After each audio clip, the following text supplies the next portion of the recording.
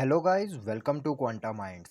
आज हम बात करने वाले हैं बॉन्ड एंगल के बारे में और कैसे आप जजमेंट लगा सकते हैं बहुत सारे मॉलिक्यूल्स में कि कैसे आप उनका बॉन्ड एंगल पता कर सकते हैं। तो बॉन्ड एंगल पता करने के लिए आपको एक चीज़ का जानना बहुत ही ज़्यादा ज़रूरी होता है, दैट इज़ दी हाइब्रिडाइजेशन।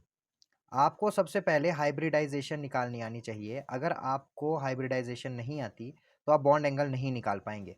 तो हाइब्रिडाइजेशन आप मेरी प्रीवियस वीडियो देख सकते हैं, आप क्वांटा माइंड्स के चैनल पे एक वीडियो मैंने बना रखी है डेडिकेटेड हाइब्रिडाइजेशन थ्योरी पे, जिसमें आप बहुत सारे मॉलिक्यूल्स की हाइब्रिडाइजेशन निकाल सकते हैं। तो हाइब्रिडाइजेशन से ही हमें पता चलता है कि बॉन्ड एंगल क्या होता है। तो चलिए एक एक करके हम देखते हैं कि डिफरेंट टाइप के बॉन्ड एंगल्स कैसे हो सकते हैं। तो सबसे पहले हम बात करते हैं हाइब्रिडाइजेशन किसकी, कौन सी hybridisation, that is SP hybridisation. तो जब आपके पास एसपी हाइब्रिडाइजेशन होती है किसी मॉलिक्यूल की, तो उसमें 180 डिग्री का हमेशा बॉन्ड एंगल होता है। ओके, सेकेंड नंबर पे हम देखते हैं एक हाइब्रिडाइजेशन sp2। जब sp2 हाइब्रिडाइजेशन होती है तो जनरली 120 डिग्री का आपके पास बॉन्ड एंगल होता है। तीसरी, जब हाइब्रिडाइजेशन sp3 होती है तो जो बॉन्ड एंगल आता है आपके पास, वो आपके पास आता है 109.5 डिग्री का बॉन्ड एंगल आपके पास आता है। जब आपके पास हाइब्रिडाइजेशन sp3d हो जाती है तो आपके पास दो तरीके के बॉन्ड एंगल्स आते हैं, 120 डिग्री एंड 90 डिग्री। हम इनको एक एक करके जज भी देखेंगे भी कि कैसे। और पांचवें नंबर पे अगर आपके पास कभी भी हाइब्रिडाइजेशन जो है वो आ जाती है sp3d2, तो आपके पास सिर्फ और सिर्फ 90 डिग्रीज का बॉन्ड एंगल होता है। अब हमारे को ये सारी जो है, अब हम इसको चेक करेंगे थ्रू एग्जांपल्स कि किस तरीके से ये आया और हम इसको एग्जांपल्स के थ्रू कैसे पढ़ सकते हैं। तो चलिए एक एक करके हम देखते हैं। तो सबसे पहले जो हम पढ़ने वाले हैं, सबसे पहली हाइब्रिडाइजेशन जो हम पढ़ेंगे, दैट इज BeH2। अब इस मॉलिक्यूल को अगर आप देखें तो BeH2 जनरली हम इसका इस तरीके का स्ट्रक्चर बना रहे हैं। इसका स्ट्रक्चर एक्चुअली ऐसा नहीं होता, ये आपको बाद में पता चलेगा कि इसका स्ट्रक्चर कैसा होता है, लेकिन स्टिल अभी हम इसको समझने के लिए इसे इस तरीके से लिख सकते हैं। तो अगर इसकी हाइब्रिडाइजेशन हम देखें तो दैट इज sp हाइब्रिडाइजेशन। अब इनके बीच में जो बॉन्ड एंगल होता है दैट इज 180 डिग्री। सेकेंड, जब हम बात करते हैं then we talk about BF3 molecule. अगर हम BF3 मॉलिक्यूल को देखें तो इसकी जनरल स्ट्रक्चर कुछ इस तरीके से होती है। एंड इसकी अगर मैं हाइब्रिडाइजेशन की बात करूं देन इट इज sp2। तो जैसे मैंने पीछे आपको दिखाया था वीडियो में, इसमें कितना होगा आपके पास 120 डिग्री का बॉन्ड एंगल होगा। आप देख ही सकते हैं 120 डिग्री का इसका बॉन्ड एंगल है। अगर हम बात करते हैं यहीं पे ही थर्ड मॉलिक्यूल के बारे में, that is going to be the CH4। तो इस तरह का जो मॉलिक्यूल है वो आपके पास कुछ इस तरीके से एग्जिस्ट करता है। और अगर मैं इसकी हाइब्रिडाइजेशन की बात करूं तो आप इसकी हाइब्रिडाइजेशन निकलेगी sp3 एंड इसका जो बॉन्ड एंगल आता है दैट इज 109.5 डिग्री। ओके, और अब हम बात करते हैं फोर्थ एक और केस की, दैट इज PCl5। बेसिकली इसका स्ट्रक्चर कुछ इस तरीके से आपके पास आता है, PCl Cl Cl Cl Cl, right. और इसका जो बॉन्ड एंगल आपके पास, इसकी हाइब्रिडाइजेशन sp3d आता है। इसके दो बॉन्ड एंगल्स होते हैं आपके पास, एक तो ये वाला बॉन्ड एंगल होगा जो कि 120 डिग्रीज के आसपास होगा, और एक ये वाला बॉन्ड एंगल होगा जो आपके पास कितना होगा 90 डिग्री होगा।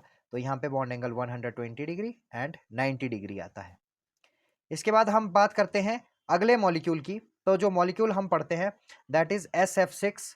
तो ये SF6 मॉलिक्यूल किस तरीके से होता है, SF F F F and F। तो इसकी हाइब्रिडाइजेशन आपकी निकल के आती है sp3d2। एंड इसका जो आपके पास बॉन्ड एंगल आता है दैट इज, इनके सभी के बीच में जो बॉन्ड एंगल होगा वो आपके पास 90 डिग्री होगा। तो यहाँ पे आपके पास 90 डिग्री का बॉन्ड एंगल आता है। अब देखिए यहाँ पे क्या होता है ना, आपको बहुत बार क्वेश्चन कुछ अलग और यूनिक वे में पूछ लिया जाता है। आपसे कई बार क्या करवा देंगे, आपको पूछ लेंगे अमोनिया का। तो जब आप अमोनिया की बात करते हो तो वहां पे आपके पास एक लोन पेयर भी बेसिकली प्रेजेंट होता है, और ये इस तरीके का मॉलिक्यूल आपके पास होता है। तो देखिए इसका बॉन्ड एंगल क्या होना चाहिए था एक्सपेक्टेड, अगर हमें जो है एक्सपेक्टेड जो हमें है इसका वो क्या है 109.5 डिग्रीज। क्यों हमें ऐसा लग रहा है, क्योंकि ये क्या है आपके पास sp3 हाइब्रिडाइजेशन का है, बट इसका एक्चुअल जो बॉन्ड एंगल होता है वो आपके पास कहाँ कितना होता है, वो आपके पास ये गिर के 107 के आसपास आपके पास ये बॉन्ड एंगल आ जाता है। अब आप बोलेंगे कि ये इतना कैसे गिर गया या किस तरीके से ये आया। तो बेसिकली क्या होता है कि लोन पेयर अगर आपके पास होते हैं तो लोन पेयर क्या करते हैं, रिड्यूस करते हैं बॉन्ड एंगल को, बॉन्ड एंगल को रिड्यूस करते हैं। फिर से एक बार लिख लेता हूं मैं इसको, बॉन्ड एंगल को रिड्यूस कर देते हैं, लोन पेयर रिड्यूस करते हैं बॉन्ड एंगल को।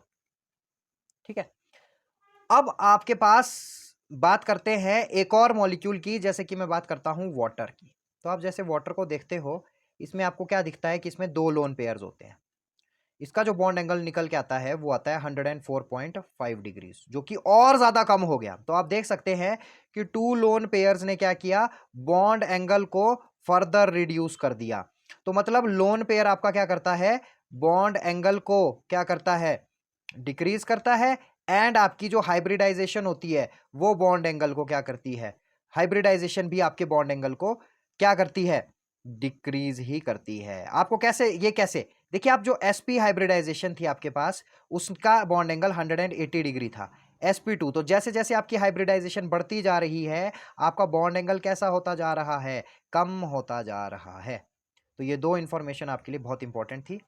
अब हम बात करते हैं कुछ बहुत ही इंपॉर्टेंट मॉलिक्यूल्स के बारे में, जिनको हम बोलते हैं ड्रागो मॉलिक्यूल्स। ये आपको पता होने चाहिए, बहुत इंपॉर्टेंट होते हैं ये। तो ड्रागो मॉलिक्यूल्स कौन से होते हैं, ये ऐसे कुछ मॉलिक्यूल्स होते हैं जिनकी हाइब्रिडाइजेशन sp3 ना होके p3 होती है, and these have 90 degree bond angle, इनका 90 डिग्री बॉन्ड एंगल होता है। तो लगते तो ये क्या है कि ये sp3 होंगे, लेकिन ये होते क्या है, p3।